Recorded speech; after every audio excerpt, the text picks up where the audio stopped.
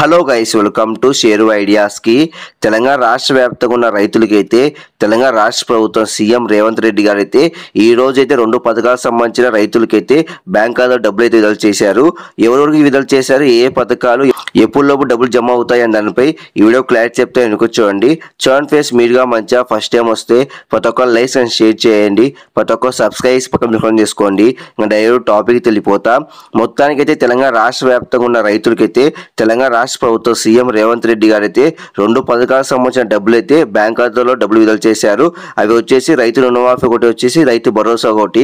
మనకైతే కాంగ్రెస్ అయితే ఎలక్షన్స్ టైంలో హామీ అయితే ఇచ్చింది.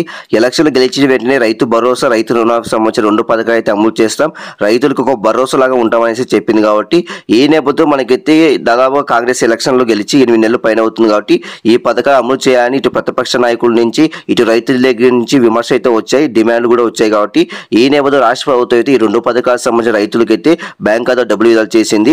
మనకైతే మొదటి పథకం వచ్చేసి రైతు రుణమాఫీ. రైతు రుణమాఫీ సంబంధించిన ఎలక్షన్స్ టైంలో హామీ అయితే ఇచ్చింది కాంగ్రెస్.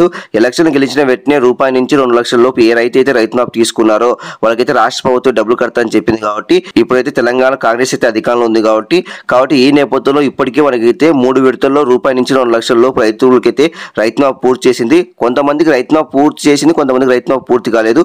ఎందుకంటే కొంతమంది ఫోన్ నెంబర్కి ఆధార్ కార్డు పాస్బుక్ అయితే లింక్ చేసుకోలేదు, ఫోన్ నెంబర్కి ఆధార్ కార్డు పాస్బుక్ లింక్ చేసుకోలేదు. కాబట్టి వాళ్ళైతే అర్హుల జాబితాలో లేరు. కాబట్టి ఈ నేపథ్యంలో రాష్ట్ర ప్రభుత్వం అయితే మరోసారి అయితే అర్హుల జాబితా సిద్ధం చేసింది.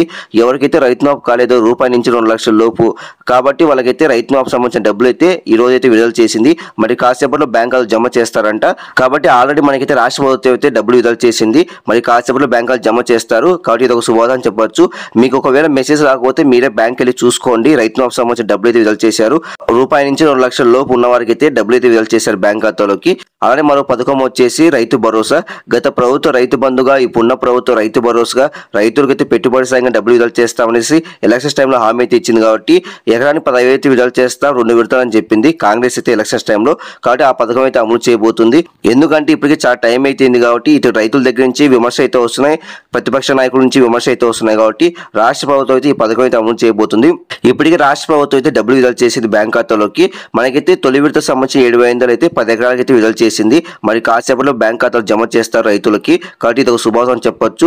1 ఎకరా నుంచి 10 ఎకరాల మధ్యలో ఏ రైతులకైతే ఉందో ఆ రైతులకైతే ఈ ఎకరానికి 7,500 చొప్పున బ్యాంక్ ఖాతాలో పెట్టుబడి సాయంగా డబ్బులు అయితే విడుదల చేస్తారు మరి కాసేపట్లో. అలానే మనకు వచ్చేసి 10 ఎకరాల కన్నా ఎక్కువ ఉన్న రైతులకైతే ఈ పథకం అయితే అమలు చేయరు. 1 ఎకరా నుంచి 10 ఎకరాల మధ్యలో ఉన్న రైతులకు మాత్రమే ఈ పథకం అమలు చేస్తారంట.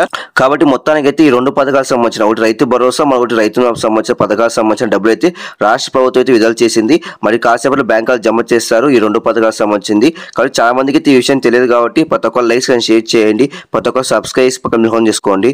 Thank you for watching. Thank you.